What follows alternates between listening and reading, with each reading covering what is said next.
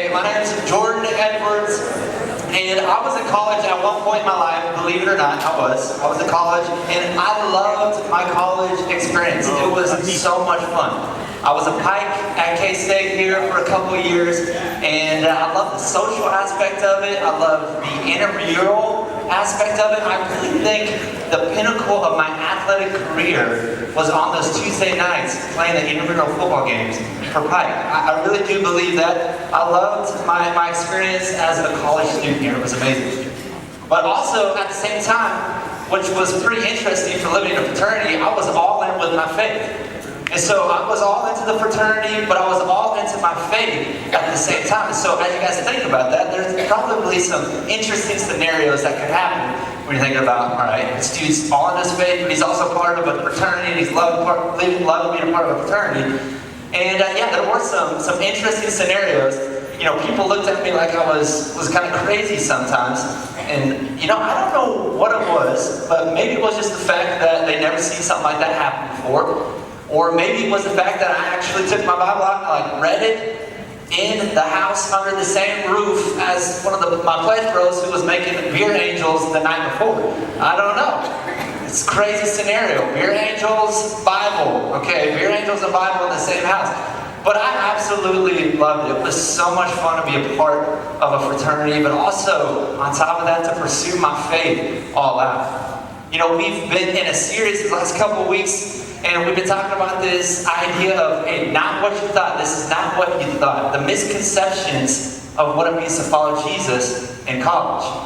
And when I came to college, I had a lot of expectations. I had a lot of hopes. I had a lot of dreams. And honestly, when I first got to college, faith was one of the last things on my radar. I was playing football at Washburn University my freshman year, so I was going to live it up. I was going to have a social life. I was going to kill it. Well, let's just say be an average student at least. And then I was going to kill it in social life, and that's what life was going to be about. I was going to have a bomb time. It's crazy, when I was in high school, when I was in middle school, I honestly didn't know life existed after college. College was kind of that for me. I'd heard it my entire life.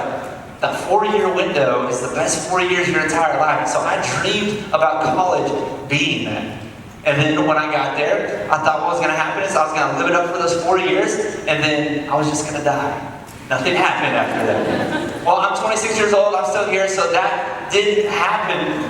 But when I was thinking about that, I was thinking about all of us in this room. We probably had some expectations coming into college. Whether you're a freshman, sophomore, junior, or senior, you have some expectation as you come into college. Sophomores through seniors, maybe it's lived up to your expectation, maybe it hasn't. Freshmen, you've been here for a month, and maybe it's lived up to your expectation, maybe it hasn't. My thought tonight that I want to hit on is that the misconception that following Jesus is going to be a calling, or it's going to be a kill to my college vibe. That it is a misconception. It is just that when you follow Jesus, it actually enhances your time in college. And so when I think about these first time experiences, when I first got into college and I was expecting all of these different things, I was excited, and honestly when I got there, I'm like, I love this. College is what I expected it to be. I love the social life. I love just all of the different aspects that college offers. And so I made a list. Of a couple things that hopefully will help you to experience how I felt when I first got to college. It's kind of like, you know, you've been eating Taco Bell your entire life, and then you go to Taco Lucha for the first time, and you eat their real authentic food. You're like, man, I didn't know life could be this good. But you add the raspberry black bean dip in there, yes. I didn't know life could be that good, you know what I'm saying? And then you got the fried chicken from KFC, you've been eating this for all of your life, and then all of a sudden, you go to Raising Cane's. It's just not the same. The quality is so much better, the experience is so much better, the presentation, I can't go back. I can't eat anything of less value with the Raising Cane's. Or, this one's an odd one, okay? This is just a phobia of mine. I had to put this in here. Anybody else have a phobia of public, what are these things called? Okay, yeah, water fountain. Water fountain, I forgot. Anybody else have a fear of these things? See, I don't even want to know what the name of these things are. I have a theory. I get sick every time I drink out of one of these things. But it's like drinking from one of these things, and then all of a sudden, you get the hydro flask, and you can put water in there, and it can be clean water, and it can be cold for 24 hours. I'm not going back. Got a mixture of colors, variety of colors if you want. It's like going to the gym. You're wearing this gear. It's not bad gear.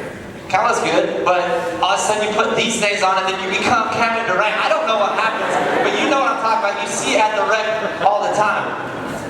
Put them on.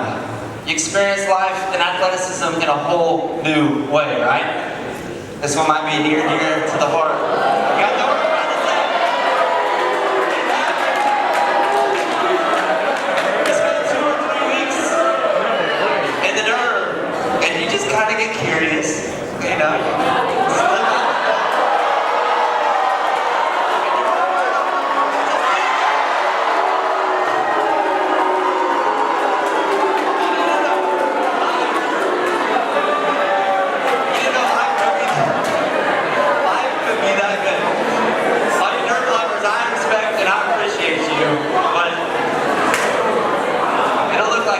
Maybe you've been messing around with Samsung and then you saw the light.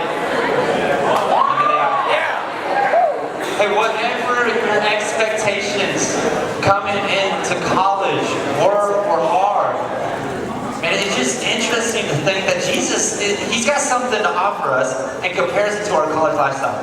And this is the misconception that we're going to look at tonight, like I was talking about, that following Jesus will kill the college vibe. So I've got 2 profiles.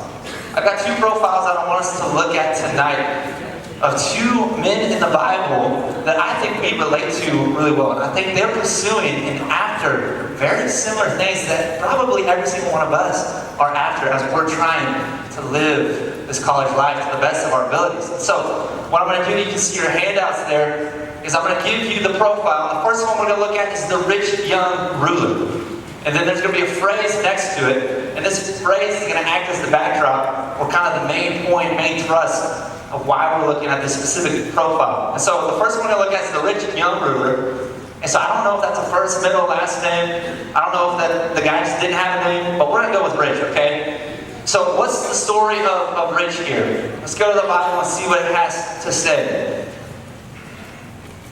So the story is this, Mark 10, 17 through 27, story of Rich. So as he was setting out on a journey, this is Jesus, a man, Rich, ran up to him and knelt before him. And he asked him, "Good teacher, what shall I do to inherit eternal life?" And Jesus said to him, "Why do you call me good? No one is good except God alone. You know the commandments, do not murder, do not commit adultery, do not steal, do not bear false witness, do not defraud, honor your father and mother." And he said to him, "Teacher, I've kept all of these things from my youth." Looking at him, Jesus felt love for him and said to him, "One thing you lack. Go and sell all your possessions and give to the poor. And you will have treasure in heaven, and come follow me." But as he heard these words, he was saddened, he was saddened, and he went away grieving, for he was the one who owned much property. Okay, so what's the lowdown with Rich here? We know something about Rich to be true is that he had a lot of things going for him. He had youth, he had wealth, he had power. But it's interesting, he has all of that stuff, and yet we still see him running towards Jesus. Let's break this down. Look at the first half. He says, as he set out on a journey, Jesus, a man ran up to him and knelt before him and asked him, "Good teacher, what shall I do?" So what's interesting is we see the rich young ruler who's got everything he needs. He's got the youth, he's got the power, and he's got the money. He's got the stuff, he's got the lifestyle, but yet he's left wanting more. Whatever he's living, the lifestyle that he's living is not satisfying. And he's heard about this Jesus guy. This Jesus guy has been walking around, he's been doing miracles, he's been healing people.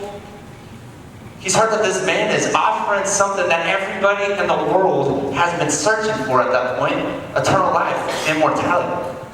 And so the rich young ruler's like, "Man, I like my life, but I would like to add that to my life as well. So I'm gonna go ask this man. If I can see him, I'm gonna run up to him, I'm gonna ask this man if I can have eternal life." And so we see that. He says, "Good teacher, what shall I do to inherit eternal life?" And Jesus said to him, "Why do you call me good?" Isn't that interesting? So he doesn't even answer the question that the man, the rich, had originally asked. He said, "Why are you good?" Because Jesus knew something. Jesus knew that this man wasn't coming to submit to God. He wasn't coming to submit to Jesus and say, "Hey, Jesus, I know you are the author of life. I know you have the answer to eternal life. Show me the way. I will follow you. He's not saying that.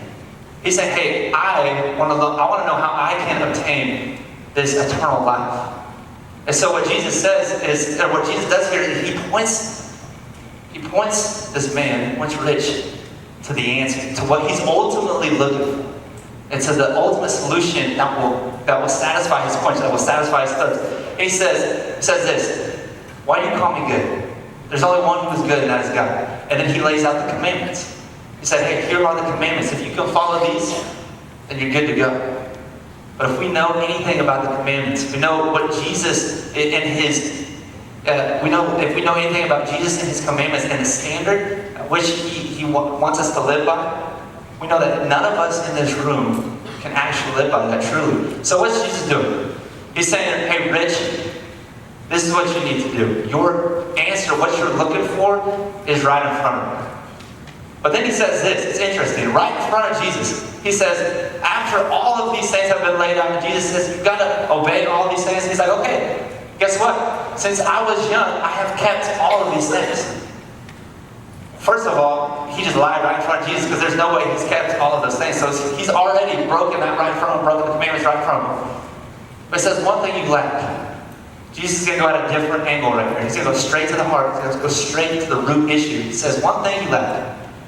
Go sell all your possessions and give to the poor. And you will have treasure in heaven. Come follow me. And then what's his response to this? At these words, he was saddened and he went away grieving, for he was one who had much property. That's kind of crazy. We can all relate with this man a little bit, I think. Like, Jesus, you're claiming so much you're asking for. He has a great life going for him, and he's directed it. It seems like it's going well for him, and you're telling him if he wants to follow you, he's got to give up all of that stuff. I can kind of feel for him a little bit. It seems dramatic. But what Jesus isn't saying here is, hey, everybody in the world has to go give up every single thing that they have, and then they can follow him. No, Jesus is exposing a heart issue. Because this man loved his life. Rich loved his life more than what Jesus was offering. This rich young ruler loved his life more than the gift of what Jesus is offering, because you see it. He completely misses it. Look at this. If we go back, almost like, can you go back one more for me?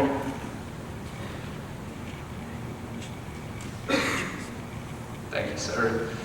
You can see here, it says, and you will have treasure in heaven, and come follow me. So what Jesus is offering something eternal. He's saying, hey, I am offering you life that's going to satisfy you in no other way that anything else can satisfy you. He says, I'm going to offer you a future, and not only that, I'm going to offer you an opportunity to walk with me from this day forward. But the man, Rich, at these words, he was saddened. Why was he saddened? He was saddened because he owned much property. He was saddened because he liked his life. But what's crazy to me is that he is so sad and so focused on himself that he misses the biggest and greatest part of this. He's missing the gift and the opportunity that Jesus is offering him. And it kind of makes me think of this. Anybody been at the zoo before? Anybody been at the San Diego Zoo? A place is crazy. But this situation kind of makes me think about the animals that you see in the zoo. So you go and you see the lions, you see the gorillas, and they're doing their thing, and it's cool and it's amazing to see them. But at the same time, they seem lifeless. They seem kind of dead. They seem like they don't have any life in it. But I'm guaranteeing you, if you experience seeing them in this setting compared to seeing them in their natural habitat, you go and see one of these, you're just walking the safari, and all of a sudden one of these lions just approaches behind you. It's like, dude, I think you're probably going to be a little bit more nervous, a little bit more scared in that situation. It's probably going to be a little bit more exhilarating. But I was even thinking about the difference in the animals. It's like the animals who are caged in the zoo, they have absolutely no idea what they're missing out on safari. They have absolutely no idea what they're missing out in the jungle. I went to the Bahamas with a good friend of mine, and we went spearfishing. And it was amazing. It was awesome. You're open water diving. There's a ton of different sea life out there. You're seeing sharks, you're seeing different fish. I see these huge lobsters, and so we're going spearfishing for lobsters. And I go down, and my first time going down, I'm kind of nervous. But it's a lot different when you see these lobsters in person as opposed to just seeing them caged up in a restaurant. And so I go down there and I see them messing around. I'm kind of nervous, I'm kind of scared. And I let the spear go and I pull it up, and I got 2 of those suckers on. And I don't know if this is just hazing, but I guess one of the traditions that you do is you put these things on your head after you kill it. And so I put it on my head after I killed it. There you go. This is another angle if you want to see how big those things are.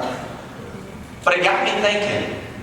It got me thinking about this idea of the rich young ruler and how he's choosing his life over what Jesus offers him. And I'm thinking about these fish, thinking about these animals.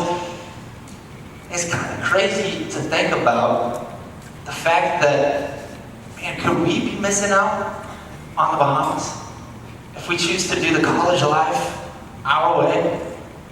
Could we be missing out on the safari? Could we be missing out on the jungle? What is Jesus actually offering? You will miss out on the best life if you choose the caged life. You will be missing out on the best life if you choose the caged life. It's kind of like the rich young ruler walks up to him. Jesus offers him this gift of going to the Bahamas and living with him for the rest of eternity. Walking with him, living a life of significance and purpose. And then as he's doing that, the rich young ruler is kind of like, man, you're asking a lot from me. You know, I think I'm gonna go back into my cage. I'm gonna go ahead and just shut this door, and I'm gonna go play on my jungle gym in the zoo. What's crazy is you don't hear another word about the rich young ruler. He denied it. He said no. He said, what you're offering me is not worth it. I like the way I live my life more than what you're offering me. That's a crazy, crazy thing to think about. And we look at him like, man, Rich, go on, don't be an idiot. But I think a lot of times we do similar things when it comes to the offer, because Jesus is doing the exact same thing for every single one of us. He's offering this opportunity not to strip us of our college experience, not to mess with our college vibe, but to give us an opportunity to have the best college experience ever, but not just to stop at college, to live a life of purpose, to live a life of significance, and to live in eternity with Him forever. Kind of crazy. So that's the first profile we're going to look at. The second one we're going to look at is Solomon. All right? And the phrase we're going to look at is trying before buying doesn't work. And so, when we look at the first profile, the argument was this. It's like, if you don't try, if you don't ever go and taste and see what Jesus has to offer, then you will never know what you're missing out on, right? Well, can you not use that same exact argument? Can you not just use that same exact argument to go all in with the college lifestyle of however you want to look? Well, I guess you could. But the reason why I want to look at Solomon is because I think he gives us a good insight. And just honestly, we can just look at his life. And he pursued and went after things that we're going after and we're looking for life in way harder with way more resources than we will ever have. And so let's look at him real quick. Solomon. And so Solomon is a king. And he's not just any king. He's a king who had it all. He had more wisdom than anyone. He had more wealth. He had more pleasure. He had anything and everything at his fingertips. This dude was a boss. He was a baller. People would line up to come and listen to him, just to speak. Crowds would just gather just to hear him speak. If you put I think a good way to think about it is like you put Bill Gates, maybe Oprah Winfrey, maybe Hugh Hefner, maybe the president, maybe a preacher, put that all into one person, and that's Solomon. This dude is crazy. What's crazier than that is he went on this experiment. And so he went out to test and to see what life could give him. And this is his words that came out of his mouth for his experience. He said this, I deny myself nothing. My eyes desire, I refuse my heart, no pleasure. And so he's got resources like nobody's business. And his experiment is this: I'm going to go and live a life of not denying myself anything that I want at any moment. So if I'm hungry, I'm going to get the best food that I possibly can. If I want sex, I got 1,000 different girls at my fingertips. I can go get that right now if I want. If I want entertainment, I can just call them in. I have dancers, I can have singers, I can have vocalists, I can have it all. And so he does this experiment, and he writes this book called Ecclesiastes. And Ecclesiastes is written at the end of his life. And this is his synopsis of his life lived like this. This word meaningless is found 38 different times in this book of Ecclesiastes. He says this, he says meaningless, meaningless. He says the teacher, utterly meaningless. Everything is meaningless.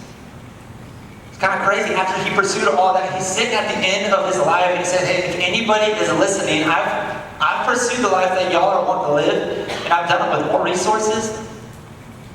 And guess what? This is what I've found to be true. Everything is meaningless. And so I came up with the 6 L's. Maybe you look at Solomon and you're like, okay, he's got all these resources, he's got this life that he's living. I can't relate to this guy because of his stature, because of who he is. I'm not gonna be like that guy. And so I can't relate. But I think if we look at what he pursued, we can relate a ton. Here's the 6 L's. That's what I call the 6 L's of what Solomon pursued. He pursued learning. He pursued laughter. He pursued ladies. He pursued luxuries, liquor, labor. He pursued all of these things. And when we think about it, aren't we in some way pursuing those exact same things? Think about learning, GPA, academic majors, good stuff, right? Laughter, we're just looking for a good time. Maybe it's the guys, the girls, relationships, casual hookups, whatever we want. Luxuries, we got the clothes we wear, the cars we drive, liquor, parties on the weekend, labor, the work that we're going to actually get to after we graduate. I think we, in a lot of ways, are similar to this man named Solomon and to what he pursued. And what's crazy is he's sitting at the end of his life and he says, hey, anybody's listening. If anybody's listening to what I'm writing or saying, this is what my conclusion is. All of that pursuit, it was meaningless. But you want to know something that has meaning? It does bring significance and does bring life. It says this, now all has been heard. Here is the conclusion of the matter. Fear God and keep his commandments. For this is the whole duty of man. Solomon, bored and burned out at the end of his life, he summed up his great experiment by saying this. The answer is just like the answer that was standing right in front of Rich and the rich young ruler. It was Jesus. Jesus offers something so much better. It took Solomon going all the way through his life to know this and to come to this conclusion. But he's saying this. He's saying, don't pursue this if you don't have to. Don't try it if you don't have to, because what God offers is so much better. Because it didn't come without consequence. Solomon wasted his time. He missed out on what was best. He probably had a lot of regret, probably had a lot of hurt, probably had a lot of pain, and wishing he could do it over again. And some of us might feel that exact same way. Solomon says the answer is in a relationship with Jesus. Because this is what Jesus offers. Solomon pursued the 6 L's, so I came up with 6 L's that Jesus offers every single one of us. And this isn't exhaustive, but this is a start. So he offers us life. Truly enjoying friendships, experiencing laughter, life as it was originally created. He gives us liberty, freedom from sin, power to come up out of destructive addictions or relationships. He gives us hope for living. He gives us leadership. He gives guidance through it all. He promises us in his word that he's always with us. He's never going to let us go, and he gives us a hope and a future. He's got a plan for our lives, and he's never going to lead us. He's going to see it through. He gives us an opportunity to leave a legacy, to bring significance to everything we do. Now we're not just mundanely walking through a week at college. Now our weeks at college can mean something if we're in a relationship with Jesus. He can bring significance to it.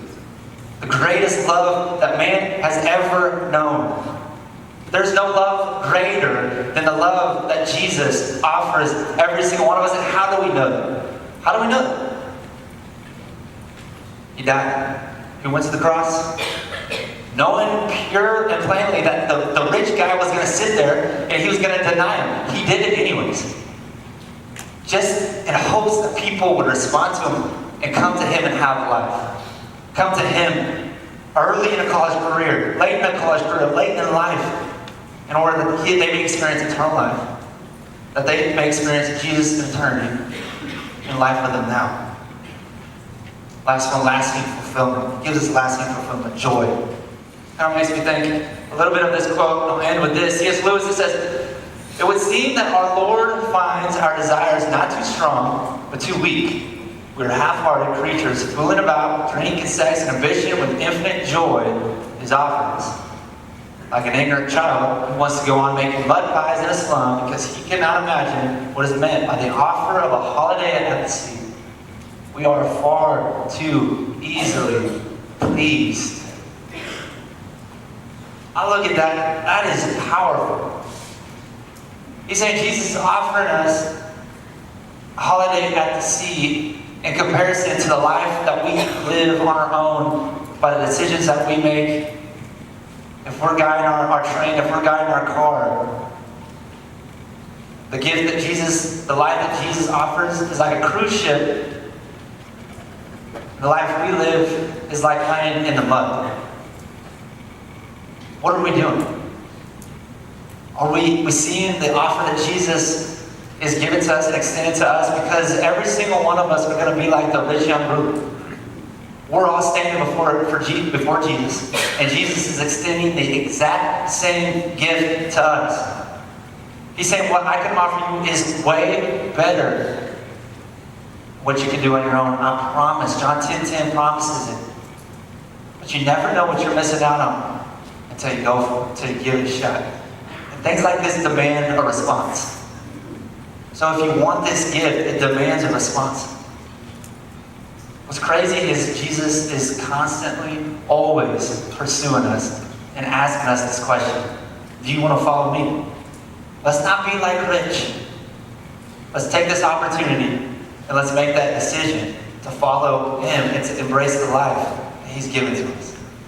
And so I pray that every single one of us would take this to heart. If you're following Christ already and you're experiencing this, I think we can still do this on a heart level. We can still choose to do it our own way here and there, and we'll miss out on what Jesus' best is for us.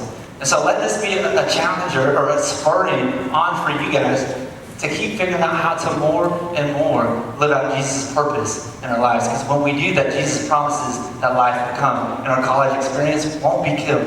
It won't be hindered. The vibe won't be destroyed. It will be enhanced. Let me pray for us. God, thank you just for the opportunity to pursue you, to know you, to walk with you. God, thank you for the life that you bring us. God, I know there are a ton of different things that we can give our lives to. And some of them are promising on the surface, God, but they have no depth to them. Father, you're the only one who promised lasting fulfillment. You're the only one who promises true life. And I pray that every single one of us would look at that gift. Father, we would be moved by it. We make that decision, that we just follow you, that we go all in with you.